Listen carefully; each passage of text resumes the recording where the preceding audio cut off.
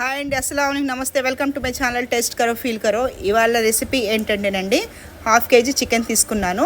1/2 kg చికెన్లో నేను 2 spoons cornflakes పిండి, 1 స్పూన్ శనగపిండి, కొంచెం పసుపు, తగినంత సాల్టు, అల్లం వెల్లుల్లి పేస్ట్ 1 స్పూను, మిరియాల పొడి కొంచెం, గరం మసాలాలు అన్నీ ఉంటాయండి. గసగసాలతో పాటు garam masala, home made garam masala powder కలిపాను. అందులో ఒక క్యాప్సికమ్ తీసుకున్నాను.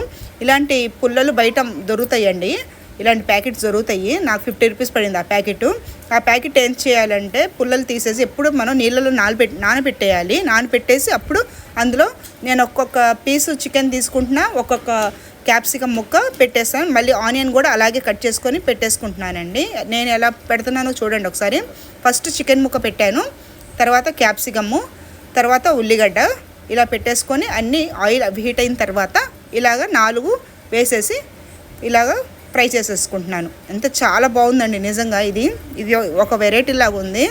బయట మన స్టార్టర్స్ లాగా తింటాం కదా, అలాగే సేమ్ ఇంట్లో చేసుకోవచ్చండి. నేను ఇందులో వేసేటప్పుడు నిమ్మకాయ ఒకటి వేసానండి, చెప్పడం మర్చిపోయాను. నిమ్మకాయ వేసి మొత్తం కలిపేసి ఒక 1/2 అవర్ పెట్టాను.